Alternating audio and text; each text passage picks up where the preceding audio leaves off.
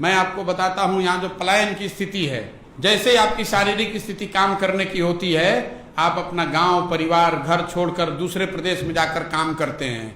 25 साल 30 साल जो समाज में कोई दूसरा काम करने के लिए तैयार नहीं है, वो बिहार के लोग सबसे डिफिकल्ट काम बिहार के लोग कर रहे हैं। जब आपका शरीर थक जाता है, आप 50 के हो गए 55 के हो गए, तो आप फिर काम छोड़कर वापस आते हैं। इस पूरे 30-35 साल जो आपकी पूरी जवानी है, उसमें आप कभी 15 दिन 1 महीने के लिए घर आए, परिवार के साथ मिलने का आपको अवसर मिला। बाकी सारे समय आप परिवार से दूर, अपने गांव अपने मिट्टी से दूर आप संघर्ष कर रहे हैं। जब आप वापस आते हैं तो जो लड़का आपके घर में जो सबसे यंग है, वो आपकी जगह बाहर काम करने जाता है। कई बार आप और हम सुनते हैं कि किसी बिहार के लड़के को किसी ने गाली दे दी, मारपीट हो गई, सुनते हैं ना। तो नेता क्या बताते हैं कि बिहार के लड़के न रहें, बिहार के लोग न रहें तो दिल्ली और मुंबई की व्यवस्था ठप पड़ जाएगी, वहां सब्जी नहीं बिकेगा, वहां सफाई नहीं होगा।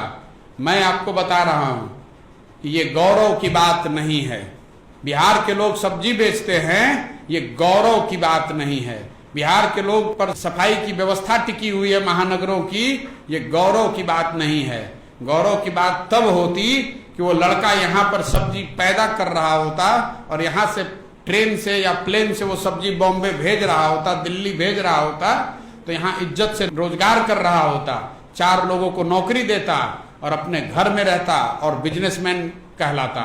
लेकिन वहां जाकर अगर ठेला लगाता है तो ये गौरव की बात नहीं है। मुख्यमंत्री और बड़े नेता बता रहे हैं, कह रहे बिहार के लड़के नहीं रहेंगे तो दिल्ली की व्यवस्था रुक जाएगी। हम लोग कोई दिल्ली के व्यवस्था चलाने का ठेका लेके बैठे हुए हैं? बिहार के लड़के सब्जी बेचने के लिए पैदा हुए हैं और मुंबई का कचरा साफ करने के लिए पैदा हुए हैं। कर्नाटक का आदमी, तमिलनाडु का आदमी आकर बिहार में कभी ये काम कर रहा है? कभी नहीं कर रहा है। तो हमारे लड़के जाकर वहां क्यों काम कर रहे हैं? इसलिए काम कर रहे हैं कि बिहार में आप उनके लिए बेसिक रोजगार भी आप नहीं क्रिएट कर पा रहे हैं।